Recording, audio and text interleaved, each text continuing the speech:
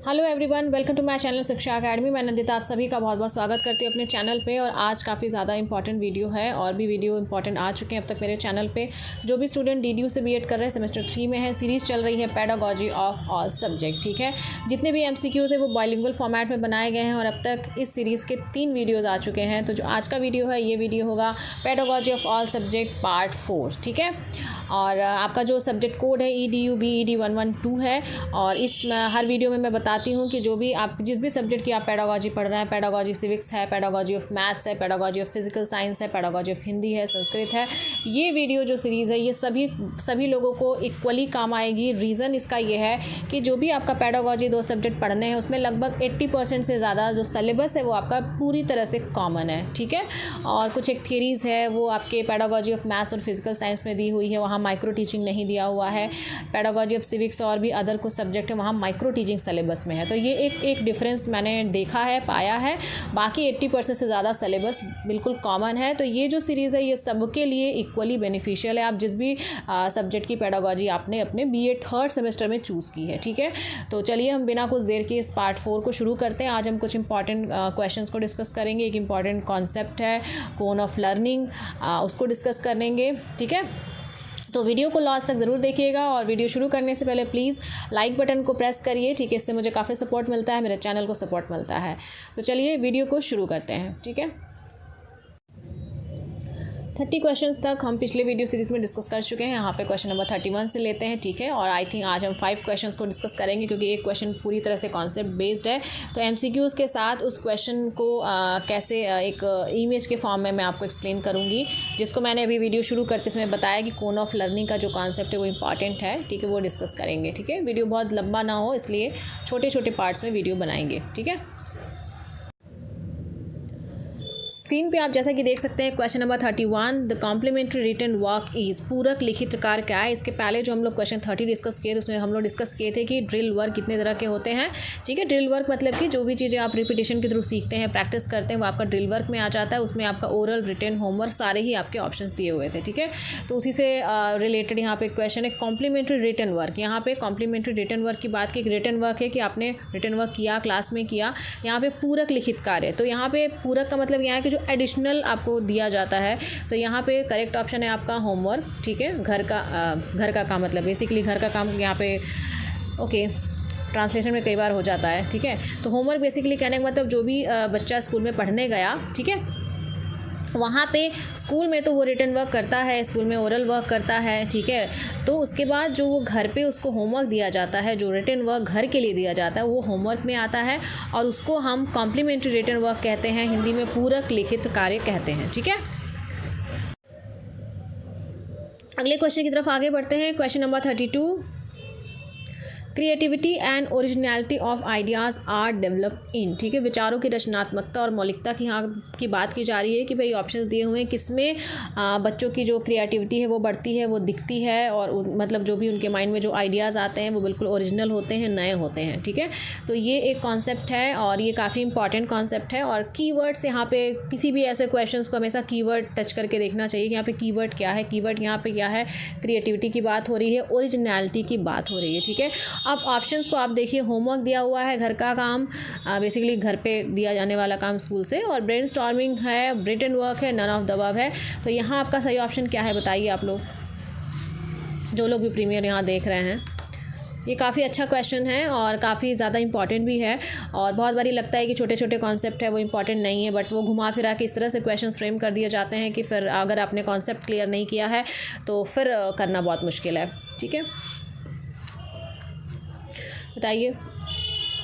यहाँ पे मैं बताती हूँ, यहाँ पे जो सही आंसर है यहाँ पे आपका ब्रेनस्टॉर्मिंग है। ठीक है, जो ब्रेनस्टॉर्मिंग है उसमें क्रिएटिविटी की बात होती है, ओरिजिनलिटी आइडियाज़ की बात होती है कि भाई जो भी कुछ नए विचार आते हैं इसको एक तरह से think out of the box का कॉन्सेप्ट भी इसी से रिलेटेड है कि ब्रेनस्टॉर्मिंग में क्या होता है कि हम कुछ अलग सोचते हैं, कुछ नया जो आज तक किसी ने नहीं सोचा। ठीक है, और ये इसमें हाई ऑर्डर थिंकिंग स्किल्स का यूज़ करते हैं। ठीक है, आपने BS ब्लूम की टेक्सोनॉमी प्रीवियस वीडियोज़ में मैंने दिखाया है। BS ब्लूम की टेक्सोनॉमी में 6 स्टेप्स दिए हुए हैं। नीचे के जो 3 स्टेप्स हैं वो आपके लो ऑर्डर थिंकिंग स्किल्स में आते हैं, ऊपर के जो 3 स्टेप्स हैं वो आपके हाई ऑर्डर थिंकिंग स्किल्स में आते हैं। तो जो हाई ऑर्डर थिंकिंग स्किल्स में आते हैं वो तीनों ही स्टेप आपके ब्रेनस्टॉर्मिंग में आएंगे। ठीक है, ब्रेन स्टॉर्मिंग भी एक हाई ऑर्डर थिंकिंग स्किल्स वाली जो भी चीज़ें होती हैं वो इसमें आती हैं, ठीक है, क्योंकि ये काफ़ी ऊपर के लेवल पे है, ठीक है। और मतलब ये एक प्रॉब्लम सॉल्विंग टेक्निक है और एक ऐसी प्रॉब्लम सॉल्विंग टेक्निक है जिसमें क्रिएटिविटी का यूज़ किया जाता है, जिसमें जो भी आप आइडियाज़ हैं बिल्कुल सोचते हैं कि भाई आज तक जिसने नहीं सोचा अपने दिमाग पे जोर लगाते हैं और अपने दिमागों में कुछ नए नए विचार जो भी उत्पन्न होते हैं उसको आप बताते हैं, कोई अगर प्रॉब्लम आई उसी से रिलेटेड, तो ये आपका ब्रेन स्टॉर्मिंग में आ जाएगा, ठीक है। नेक्स्ट क्वेश्चन की तरफ आगे बढ़ते हैं। अगले क्वेश्चन की तरफ आगे बढ़ते हैं। Question number 33, which is the problem centred and democratic technique. एक समस्या केंद्रित और लोकतांत्रिक तकनीक कौन से। अब यहाँ पे भी आपको कीवर्ड ध्यान में देना है, जैसे पिछले क्वेश्चन में कीवर्ड्स थे आपकी क्रिएटिविटी है, ओरिजिनलिटी ऑफ आइडियाज़ है, तो यहाँ पे कीवर्ड है कि कौन सी ऐसी टेक्निक है जो प्रॉब्लम सेंटर्ड है और डेमोक्रेटिक टेक्निक है। काफ़ी अच्छा क्वेश्चन है ये, ठीक है। तो आई होप अगर 32 क्वेश्चन समझ में आया होगा तो आप यहाँ इसको आराम से कर सकते हैं, ठीक है। यहाँ पे सही आंसर है आपका ब्रेन स्टॉर्मिंग। पहले पिछले क्वेश्चन का भी सही आंसर ब्रेन स्टॉर्मिंग था, इस क्वेश्चन का भी। यहाँ पे प्रॉब्लम सेंटर टेक्निक तक तो ठीक है कि आप कर ले जाएंगे कि भाई ब्रेन स्टॉर्मिंग है तो वो एक समस्या केंद्रित टेक्निक है, ठीक है, क्योंकि अभी मैंने पिछले 32 क्वेश्चन को भी एक्सप्लेन करते समय आप सभी को बताया। डेमोक्रेटिक टेक्निक वो कैसे है, देखिए डेमोक्रेटिक क्या है कि ब्रेन स्टॉर्मिंग आप खुद से करते हैं, आपको मतलब एक्सटर्नल फैक्टर्स आपको वहाँ पे अफेक्ट नहीं करते हैं, ठीक है, तो इसलिए ये डेमोक्रेटिक टेक्निक है। इसमें क्या होता है कि जो भी स्टूडेंट ब्रेन स्टॉर्मिंग मेथड का यूज़ कर रहा है वो मतलब खुद इन चीज़ों को यूज़ कर रहा है, उसको एक्सटर्नल फैक्टर्स का कोई प्रभाव नहीं पड़ता है, ठीक है। और सभी लोग अपने हिसाब से brain storming problem solving technique का यूज़ करते हैं without affecting themselves from the external factors, ठीक है। तो इसलिए इसका सही आंसर है आपका ब्रेन स्टॉर्मिंग, ठीक है। अगले क्वेश्चन की तरफ आगे बढ़ते हैं। Question number 34,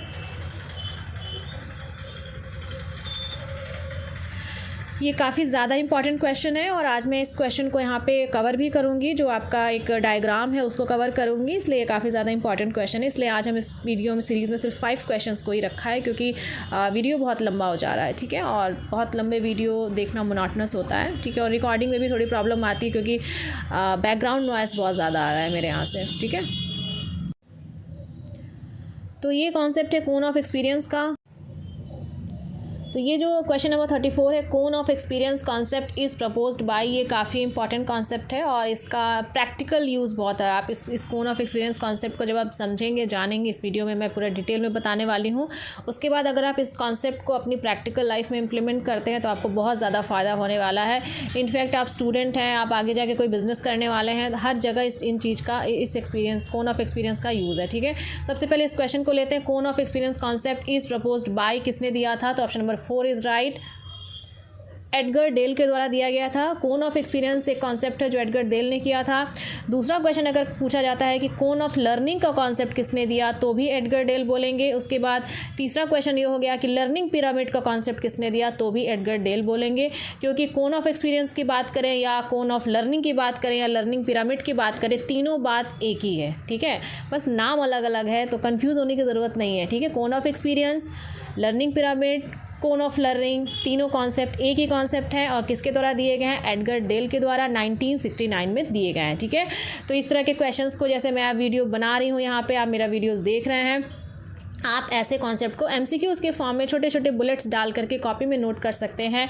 for example, cone of experience किसने दिया, एडगर डेल, लर्निंग पिरामिड किसने दिया, Edgar Dale, cone of learning का कॉन्सेप्ट किसने दिया। तो व्हेन यू राइट थिंग्स, ठीक है, इन डिफरेंट मैनर, जिस तरह से क्वेश्चन में फ्रेम कर रही हूँ, तो चीज़ें काफ़ी बेहतर ढंग से आपको याद भी होंगी और लंबे समय तक याद रहेंगी, ठीक है। तीनों ही कॉन्सेप्ट एडगर डेल के द्वारा दिया गया है।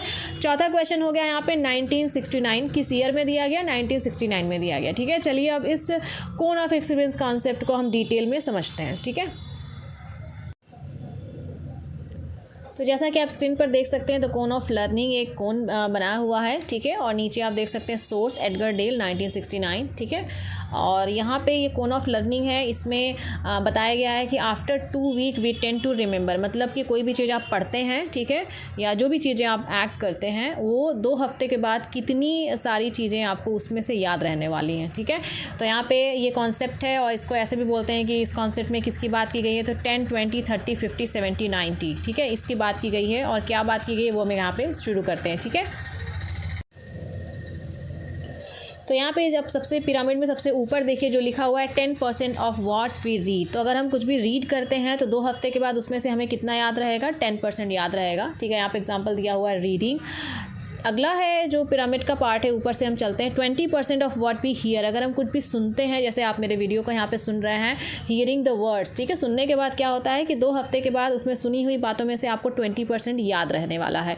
ठीक है, तीसरा है 30% ऑफ व्हाट वी सी। ठीक है, हम जो देखते हैं कोई चीज़, जैसे आपने बच्चा कहीं गया, उसने कोई एक नई चीज़ देखी, जंगल में गया, वो जू में गया, कोई एक नया जानवर देखा, 2 हफ्ते के बाद मतलब वो जो जू का जो एक्सपीरियंस है वो वहाँ पे उसका 30% उसको याद रहेगा। उससे पूछेंगे भाई जू में गए थे, तुमने क्या क्या देखा, तो वो जितनी भी उसने चीज़ें देखी होंगी उसका 30% के आसपास उसको याद रहने वाला है। ठीक है, 50% यहाँ पे लिखा है 50% of what we see and hear. ठीक है, तो अगर हम कोई चीज़ देखते हैं और साथ में हम सुनते भी हैं, ठीक है, वॉच करते हैं उसके बाद सुनते भी हैं, दोनों चीज़ों का कॉम्बिनेशन है यहाँ पे।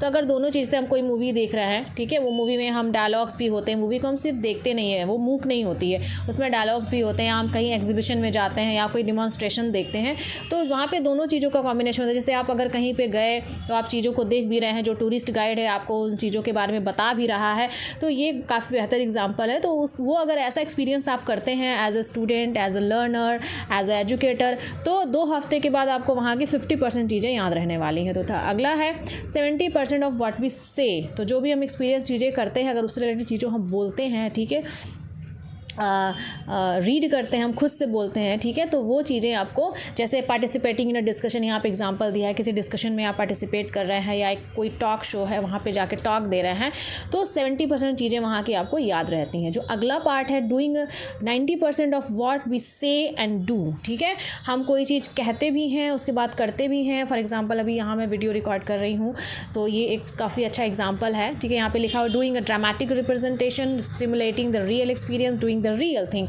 तो मैं यहाँ पे क्या कर रही हूँ कि मैं यहाँ पे कोन ऑफ लर्निंग आप लोग को पढ़ा रही हूँ, मैं बोल भी रही हूँ, मैं चीज़ों को यहाँ पे कर भी रही हूँ। ठीक है, यहाँ पे एक्सप्लेन करते समय रीड एंड राइट सब कुछ यहाँ पे कर रही हूँ।